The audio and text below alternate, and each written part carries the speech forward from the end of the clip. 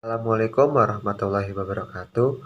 Perkenalkan, kami dari kelompok 4 akan mempresentasikan materi tentang teori produksi analisa jangka pendek. Sebelumnya, izinkan kami memperkenalkan diri. Nama saya Ahmad Azam dan teman saya Ana Yuliana dan Khaliza Putri. Pengertian teori produksi. Teori produksi adalah teori yang menjelaskan hubungan antara tingkat produksi dengan jumlah faktor-faktor produksi dan hasil penjualan outputnya. Produksi merupakan suatu kegiatan yang dikerjakan untuk menambah nilai guna suatu benda atau menciptakan benda baru, sehingga lebih bermanfaat dalam memenuhi kebutuhan.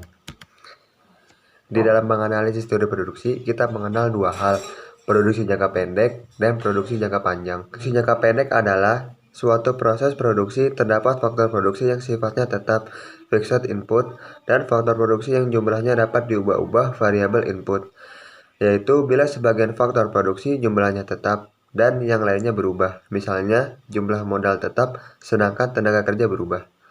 Sedangkan produksi jangka panjang adalah semua faktor produksi dapat berubah dan ditambah sesuai kebutuhan.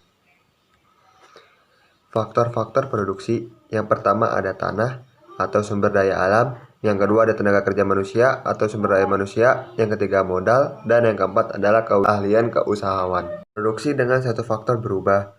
Produksi dapat diartikan sebagai proses mengubah input menjadi output.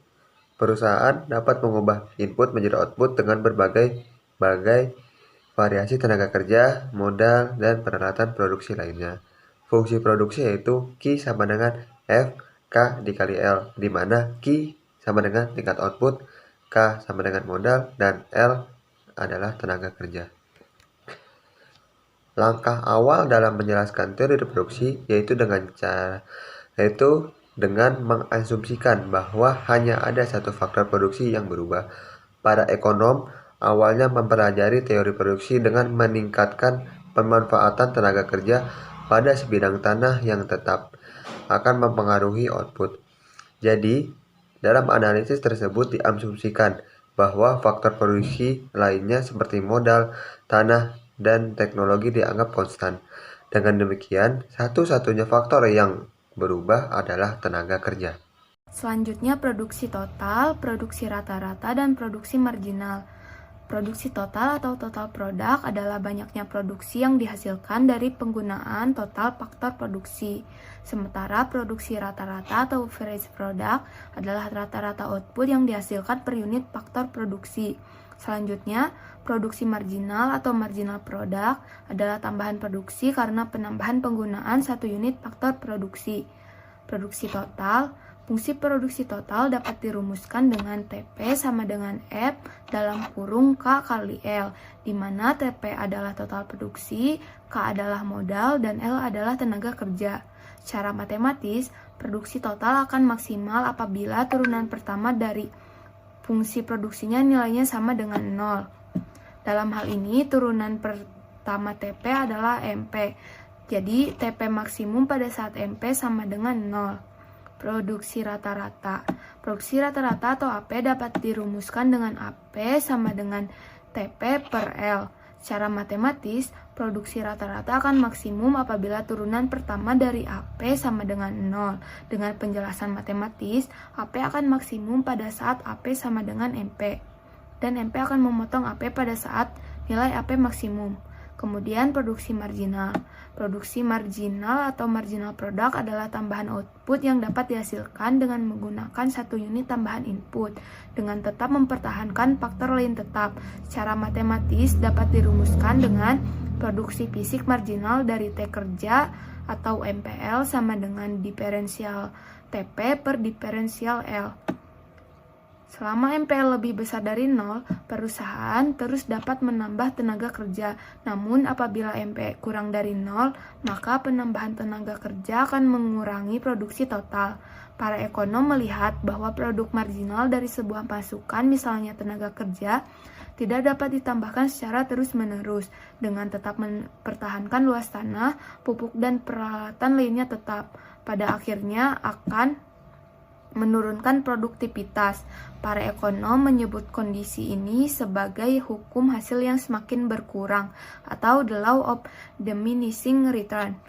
Untuk lebih memahami tentang produksi total, produksi rata-rata, dan produksi marginal, maka diberikan contoh pada tabel 5.1. Apabila tabel 5.1 dibuat dalam bentuk grafik, maka akan tampak seperti pada gambar 5.2. Kemudian pada gambar 5.1 menunjukkan adanya hubungan antara produk total atau TP, produk marginal atau MP, dan produk rata-rata atau AP.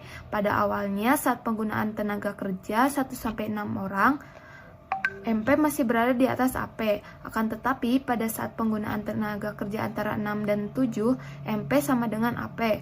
Dan selanjutnya apabila tenaga kerja ditambah maka MP dan AP menurun, tetapi posisi AP berada di atas MP. Pada waktu MP sama dengan 0, maka TP mencapai titik tertinggi, dan apabila tenaga kerja ditambah, maka MP akan negatif dan TP menurun.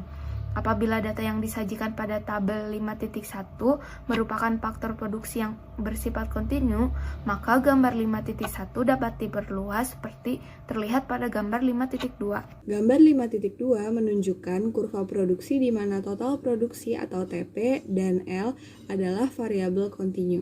Total produksi atau TP menunjukkan hubungan antara jumlah produksi dan jumlah tenaga kerja yang digunakan untuk menghasilkan produk. Gambar 5.2 juga menunjukkan bahwa terdapat 3 tahap penting atas gerakan perubahan nilai total produksi atau TP. Tahap pertama, penambahan tenaga kerja. Penambahan tenaga kerja akan meningkatkan produksi total maupun produksi rata-rata. Oleh karena itu, hasil produksi yang diperoleh dari penambahan tenaga kerja masih lebih besar dari tambahan biaya tenaga kerja yang harus dibayarkan. Perusahaan rugi apabila ia berhenti berproduksi pada tahap ini, yaitu tahap ini dimulai dari penggunaan 0 tenaga kerja sampai pada saat AP maksimum, yang ditandai dengan perpotongan garis MP dan AP. Tahap kedua dimulai dari AP maksimum, baik produksi marginal maupun produksi rata-rata mengalami penurunan. Meskipun demikian, nilai keduanya masih positif. Penambahan tenaga kerja tetap menambah produksi total sampai mencapai MP sama dengan 0, atau slope kurva TP di atas sejajar dengan sumbu horizontal. Tahap ini dimulai dari saat MP berpotongan dengan AP atau MP sama dengan AP sampai MP sama dengan 0. Tahap ketiga, pada dasarnya perusahaan tidak dapat lagi menambah produksi karena apabila perusahaan menambah tenaga kerja, maka produksi justru menurun. Tahap ini dimulai saat MP lebih kecil dari 0. Keadaan dalam tahap ketiga ini menunjukkan bahwa tenaga kerja yang digunakan jauh melebihi dari jumlah yang diperlukan untuk menjalankan aktivitas produksi. Yang selanjutnya adalah contoh soal. Diketahui fungsi produksi dari suatu perusahaan. Y sama dengan 30L pangkat 2 dikurang 0,25 L pangkat 3. Di mana Y sama dengan output yang dihasilkan, L sama dengan faktor produksi tenaga kerja. 1. Tentukan fungsi APL dan MPL. 2. Hitung MPL dan TP maksimum. 3. Buktikan bahwa kurva MPL akan memotong kurva APL saat APL minimum. Penyelesaian. Nomor 1. Fungsi APL dan MPL. APL sama dengan Y dibagi L. 30L pangkat 2 dikurang 0,25 L pangkat 3 dibagi L. Hasilnya adalah 30L dikurang 0,25 L pangkat 2. Untuk mencari MPL, rumusnya yaitu diferensial Y dibagi diferensial L. Atau bisa juga dihitung dengan mencari turunan dari Y. Hasilnya adalah 60L dikurang 0,75 L pangkat 2. Nomor 2, MPL dan TP maksimum. TP maksimum diperoleh apabila MPL sama dengan 0, sehingga 60L dikurang 0,75 L pangkat 2 sama dengan 0. L dikali 60L dikurang 0,75 L pangkat 2 sama dengan 0. Jika dihitung menggunakan turunan, hasilnya yaitu L sama dengan 80. TP maksimum sama dengan 30L pangkat 2 dikurang 0,25 L pangkat 3. Sama dengan 30 dikali 80 pangkat 2 dikurang 0,25 dikali 80 pangkat 3. Sama dengan 30 dikali 6.400 dikurang 0,25 dikali 512.000. sama dengan 192.000 dikurang 128.000. Hasilnya yaitu 64.000 unit. Selanjutnya untuk MP maksimum didapat pada saat MP aksen sama dengan 0. MP sama dengan diferensial Y dibagi diferensial L sama dengan 60L dikurang 0,75 L pangkat 2. MP aksen sama dengan 60 dikurang 1,5 L. L sama dengan 40. Selanjutnya untuk mencari MP maksimum dapat dihitung dengan mensubstitusi L ke dalam rumus MPL. MP maksimum sama dengan 60L dikurang 0,75 L pangkat 2. 60 dikali 40 dikurang 0,75 dikali 40 pangkat 2 sama dengan 2400 dikurang 1200. Hasilnya yaitu 1200. Yang ketiga, kurva MPL akan memotong kurva APL saat APL maksimum. APL maksimum dicapai pada saat APL aksen sama dengan 0, sehingga diperoleh APL sama dengan 30L dikurang 0,25 L pangkat 2. APL aksen sama dengan 30 dikurang 0,50 L. L sama dengan 60. Untuk mencari APL maksimum, tinggal substitusi L ke dalam rumus APL. APL maksimum sama dengan 30L dikurang 0,25 L pangkat 2.